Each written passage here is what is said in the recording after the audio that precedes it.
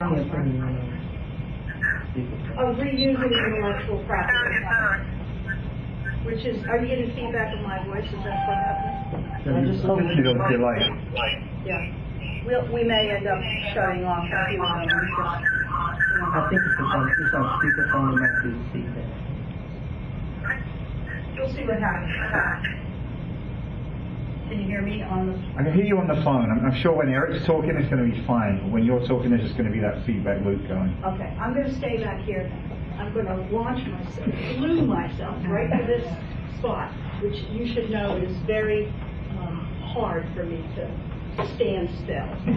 So, in any case, the purpose of this presentation is to talk a little bit about the experiences we've had at Manager Mechanics in utilizing the intellectual property that we have, which over the course of a couple of years has grown quite a bit, but started out in a very small way. And the idea that we had, which we think is, we got it from, I wish we could say we thought of this all by ourselves, but with a lot of help and guidance and some coaching, we figured out some things which we think may be valuable to you in the things that you are all trying to do. So let's talk a little bit about this journey of 7 employees. I'll tell you a little bit of the story. When Manager Mechanics got started in sort of an unusual way, Eric taught. Wait a minute. I think if we turn our volume way down, I don't think we'll hear her because it's too low. See what I mean? Mm-hmm. Like if I tried to talk to somebody on this phone, I wouldn't be able to hear them because I turned my volume. Let's see what happens when Eric comes on. Maybe we'll let him pick up the presentation that we can hear. And I can also very hard for him. we can make it work. So the story of Manager Mechanics is kind of different and interesting, I think. You know, Eric, I'm sure he may have told you already, has been in IT for a long time. And as part of that, you know, he moved up from being a hands-on programmer to a supervisor to a manager and ultimately to a CIO for a lot of different companies. And in doing that, you know, he had a number of really not good employees working for him, some of whom he thought had capability to be in management. And one was a woman who was a married lady with a couple of kids who was a very key part of his organization. And she wasn't excited about being a manager. And Eric thought she really could be. And he said, why do you feel this way? And she said, because I don't have any experience. And he said, you have 3 kids. You have plenty of experience.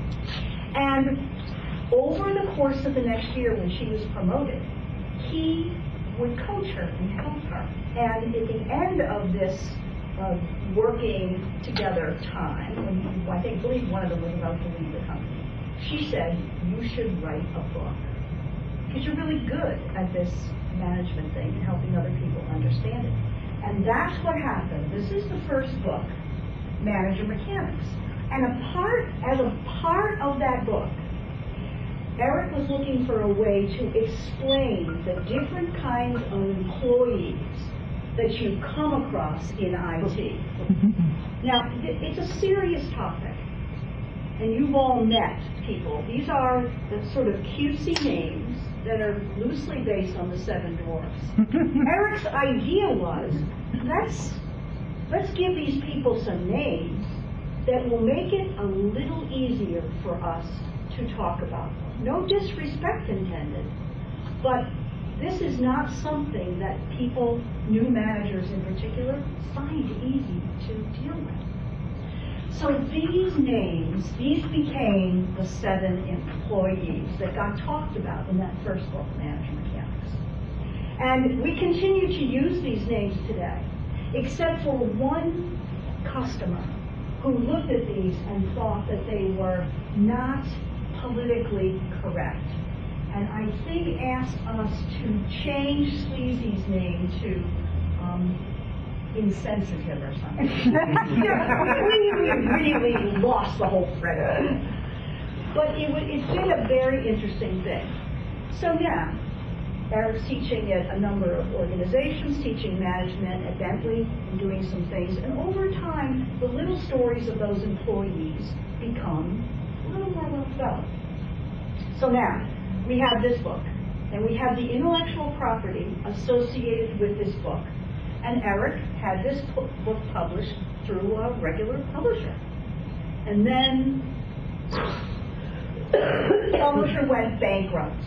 So now you've got the publisher, when you do this kind of publishing, the publisher keeps a large stock of these books.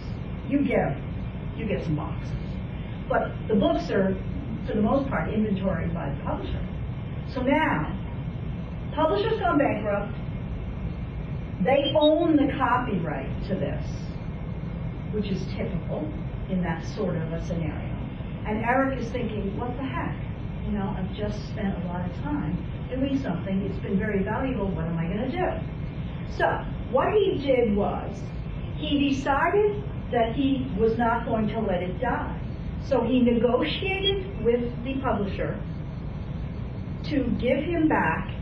Very quickly he did this because he sensed that he would just be a creditor down at the very bottom of the list. So when he got word that this was going to happen, he negotiated with them to get his books back, these original books, and his copyright, and decided that he would go forward and republish this under a new cover with a new publisher. Now, what happened was the book was published with a new self-published now, self-published, and that whole experience started the thought process. Okay, I've got all this terrific stuff. What else can I do with it? Now, the original book was called Manager Mechanics, Tips and Techniques for First-Time Managers.